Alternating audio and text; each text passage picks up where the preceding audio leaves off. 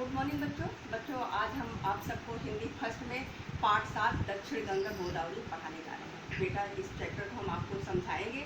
इसमें जो है गोदावरी नदी के बारे में लेखक ने समझाया है कि गोदावरी नदी को हम क्या समझते हैं, चाहे हम उनको माता गोदावरी कहें चाहे बहता हुआ जल कहें, क्योंकि गोदावरी के माता गोदावरी के जो है जल का स्तनपान राम लक्ष्मण सीता और बूढ़े जटायु ने भी किया है। कवि ये भी कह रहा है कि गोदावरी के तट पर हमारे कितने शूरवीर पैदा हुए, कितने ही वहाँ पे भक्त हुए, कितने ही धुरंधर राजनीतिज्ञ हुए, कितने ईश्वर भक्त हुए। तो गोदावरी के तट पर हमारे बहुत सारे लोग ऐसे हुए कि जिनका हम वर्णन नहीं कर सकते हैं। तो गोदावरी का वर्णन हम नहीं कर सकते हैं, इसलिए उनको हम माता गोदावरी कहते हैं। गंगा को भी हम क्या कहते हैं, गंगा मैया बोलते हैं। अगर चाहे तो हम उस गंगा के जल को गंगा जल कहें, चाहे बहता हुआ पानी समझे, वो तो हमारे ऊपर निर्भर होता है कि हम किस तरीके से उस चीज़ को समझ रहे हैं। कब लेखक जो है इस पाठ में यही समझाया है। तो बेटा इसको काका कालेलकर ने लिखा है। तो चलिए सबसे पहले हम उनके जीवन के बारे में बताते हैं। आचार्य काका कालेलकर राष्ट्रभाषा के विख्यात सेवक, उच्च कोटि के विचारक और श्रेष्ठ निबंध लेखक हैं। उनकी मातृभाषा मराठी है, फिर भी उन्होंने गुजराती और हिंदी की महत्वपूर्ण सेवा की है।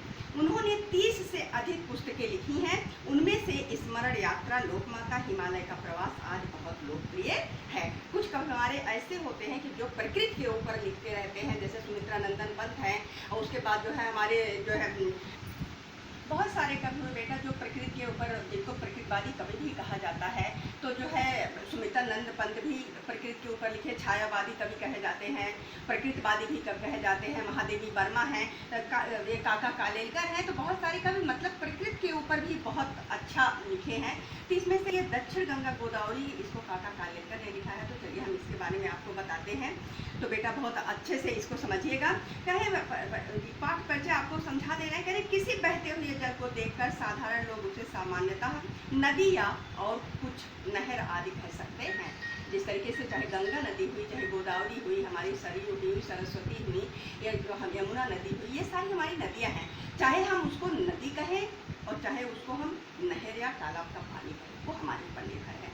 कह रहे परंतु एक दार्शनिक या लेखक का दृष्टिकोण उससे अलग होता है। जो राइटर होता है, जो लेखक होता है, उसको देखने की, उस चीज़ को देखने की नज़रिया एकदम अलग होता है। वह उसके सभी पक्षों को देखता है और उसे अलग ही नाम से संबोधित करता है। जैसा कि प्रस्तुत पाठ में लेखक ने गोदावरी नदी को क्या कहा है, लोक माता कहा है। लोक मतलब संसार की माता। गोदावरी नदी को लेखक ने क्या कहा है, लोक माता कहा है। अगर आपको क्वेश्चन दिया जाता है लोक माता किसे कहा गया है, गोदावरी नदी को लोक माता, या गोदावरी नदी को क्या कहा गया है, गोदावरी नदी को लोक माता कहा गया है। वन वर्ड में एक आंसर, एक क्वेश्चन तैयार आपका। कह रहे हैं अपने इस संबोधन को लेखक ने अपने विचारों से स्पष्ट भी किया है। ये बेटा जो है इस पाठ में काका कालेलकर ने यही अपना परिचय दिया कि इस तरीके से हम किस निगाह से, किस नज़रिए से उस चीज़ को हम देख रहे हैं। जिस नज़रिए से हम देखते हैं हमारे मन में उसी वही भावना आती है। तो चलिए हम आपको समझाते हैं। पाठ है, कह रहे हैं कि मद्रास से राजमहेंद्री जाते हुए बेजवाड़े से आगे सूर्योदय हुआ। सूर्योदय मतलब सूर्य का निकलना, जहाँ पे सूर्य उदय होता है। कह रहे बरसात के दिन थे, इसलिए पूछना ही क्या, जहाँ तहाँ विविध छटावली हरियाली फैल रही थी। छटावली मतलब कि हरियाली की छटा, मतलब कि चारों तरफ जिस तरीके से चद्दर बिछी होती है, कालीन बिछी, उसी तरीके से हरियाली मतलब कि जो हमारी ये हरियाली घास होती है एकदम पूरा इस तरीके से बिछी हुई दिखती है, उसी को कहते हैं छटावली हरियाली। फिर पूर्व की तरफ एक नहर रेल की सड़क के किनारे किनारे बह रही थी, पर किनारा ऊंचा होने के कारण पानी हमें कभी कभी ही दिख रहा पड़ता। बीच बीच में छोटे छोटे तालाब भी मिलते, इनमें रंग बिरंगे बादलों वाला आसमान नहाने के लिए उतरता हुआ दिखाई पड़ता, और इससे पानी की गहराई और भी अथाह हो जाती। जिसका थाह न लगे उसी को कहते हैं अथाह, मतलब असीमित, जिसकी कोई सीमा न हो। कहीं कहीं चंचल कमलों के बीच खामोश खड़े हुए बगलों को देखकर सवेरे की ठंडी ठंडी हवा का अभिनंदन कराने को मन मचल पड़ता। इस तरह कविता प्रवाह में बहकर जाते हुए कोबूर स्टेशन आ गया। मन में यह उमंग भरी थी कि अब यहाँ से गोदावरी मैया का के भी दर्शन होने लगेंगे। कवि कह रहा है कि मतलब कि उसके चंचल कमलों के बीच खामोश, खामोश मतलब एकदम शांत बगुले जो थे क्या थे, एकदम शांत खड़े थे। और सवेरे की ठंडी ठंडी हवा, मतलब कि उस ठंडी ठंडी हवा जैसे मतलब कि सराहना कर रही हो उस समय के उस मौसम का, मतलब कि वो ठंडी ठंडी हवा जिस तरह सराहना करके मतलब एकदम मन क्या मचल पड़ता था उस दृश्य को देखकर। कह रहे इस तरह कविता प्रवाह में बहकर जाते हुए कोहबूर क्या आ गया, स्टेशन आ गया, कोहबूर नाम का स्टेशन आ गया। मन में यह उमंग भरी थी कि जब यहाँ से गोदावरी मैया के भी दर्शन होने लगेंगे। कवि कह रहा है कि मन में यही उमंग होने लगा था, मतलब कि इस तरीके से उमंगे हिलोरे उठने लगी थी कि अब हमें गंगा मैया गोदावरी मैया के दर्शन हो जाएंगे। फिर कह रहे हैं पुल पर से गुजरते वक्त दाएं देखें या बाएं, हम इसी उधेड़-बुन में थे। पुल आ गया और भगवती गोदावरी का अत्यंत विशाल पाट दिखाई पड़ा। मैंने गंगा, सिंधु, सोनभद्र, एरावती जैसी महानदियों के विशाल प्रवाह जी भर कर देखे हैं। बेजवाड़े में कृष्णा माता के दर्शन पर मैं गर्व करता रहूँगा, लेकिन राजमहेंद्री के आगे गोदावरी की शान शौकत कुछ निराली ही है।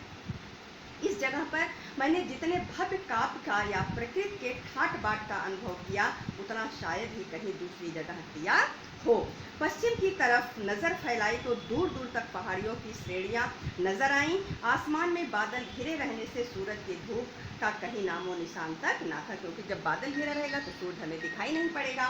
बादलों का रंग सांवला होने के कारण गोदावरी की धूल धूसरित मटमैले जल की झाई और भी गहरी हो रही थी।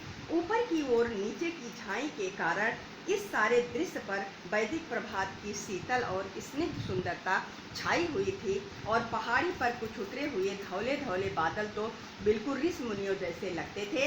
इस सारे दृश्य का वर्णन कैसे किया जा सकता है, यहाँ इतना सारा पानी कहाँ से आता होगा, ये सब बैठकर क्या हुए देखकर कवि सोच रहा है। विपत्तियों में से विजय सहित पार हुआ राष्ट्र जिस तरह वैभव की नई नई छटाएं दिखलाता है और चारों तरफ अपनी समृद्धि फैलाता जाता है, उसी तरह गोदावरी का अखंड प्रवाह पहाड़ों में से निकल कर अपने गौरव को साथ में लिए आता हुआ दिखाई पड़ता है।